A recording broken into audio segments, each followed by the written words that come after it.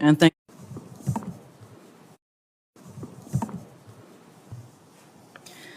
thank you, members, for taking time to be here today, and thank you, staff, for making this happen. My name is Alina Rahman, and I am a resident of South Minneapolis. I'm a Bangladeshi American, born in northern Wisconsin, and I'm a disabled person with autism and a traumatic brain injury. Not all autistic brains do this, but mine fixates on sounds, numbers, and patterns.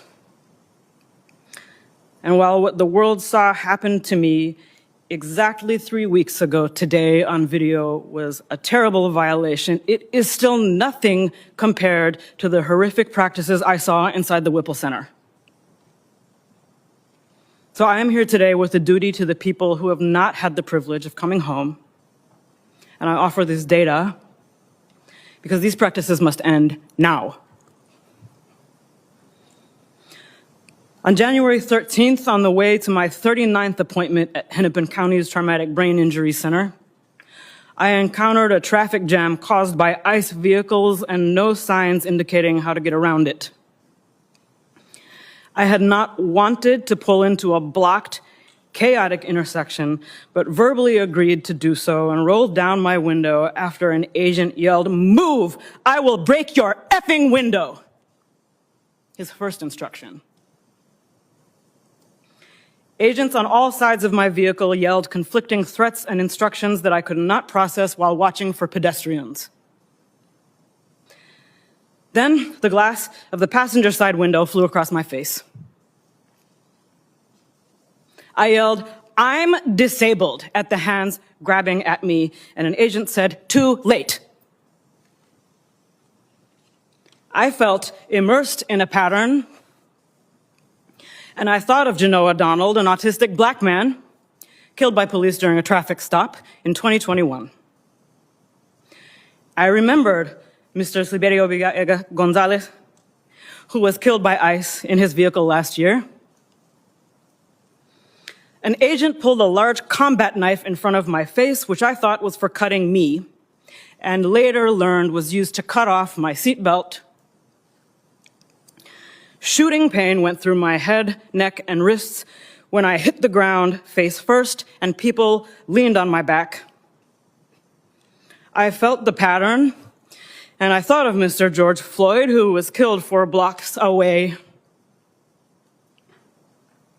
I was carried face down through the street by my cuffed arms and legs while yelling that I had a brain injury and was disabled.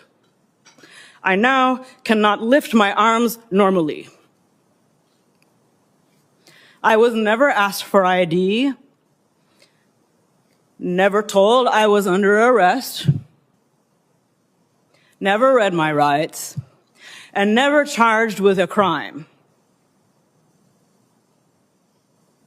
Approaching the Whipple Center, I saw black and brown bodies shackled together, chained together, being marched by yelling agents outdoors.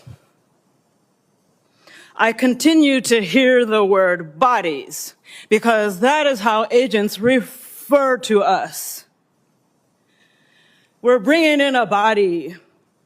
They're bringing in bodies, 7, 8 at a time. Where do I put them?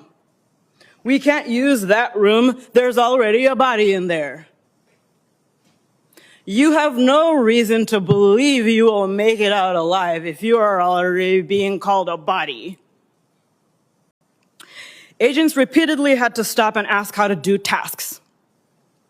I received no medical screening, phone call, or access to a lawyer. I was denied a communication navigator when my speech began to slur. Agents laughed as I tried to immobilize my own neck. I asked for my cane and was told no, pulled up my arms and prodded forward in leg irons by agents laughing and saying, "Walk, you can do it, walk." Agents did not know if the facility had a wheelchair. When I was finally placed in one to be taken to interrogation, an agent taunted, "You were driving, right? So your legs do work." I pleaded for emergency medical care for over an hour after my vision had become blurry, my heart rate went through the roof, and the pain in my neck and head became unbearable. It was denied. When I became unable to speak, my cellmate pleaded for me. The last sounds I remember before I blacked out on the cell floor were my cellmate banging on the door, pleading for a medic, and a voice outside saying, "We don't want to step on ICE's toes." When I opened my eyes at Hennepin County's emergency room, I learned I was brought there to be treated for assault.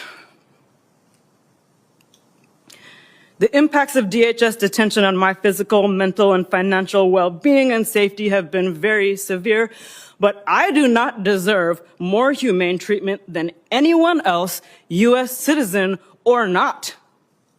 And I am here today with a strong spirit and a duty to the many people who haven't had the privilege to tell their stories or see their loved ones come home. I am extremely distressed by the pattern that violence from law enforcement has been happening to Black and Indigenous communities for centuries, and to DHS survivors for over 20 years. We call ourselves a civilized nation, but we lack rules and accountability around what a person claiming to be law enforcement is permitted to do to another human being. I am not afraid, and I'm not afraid to keep working on this problem even after ICE is gone. Thank you for your time.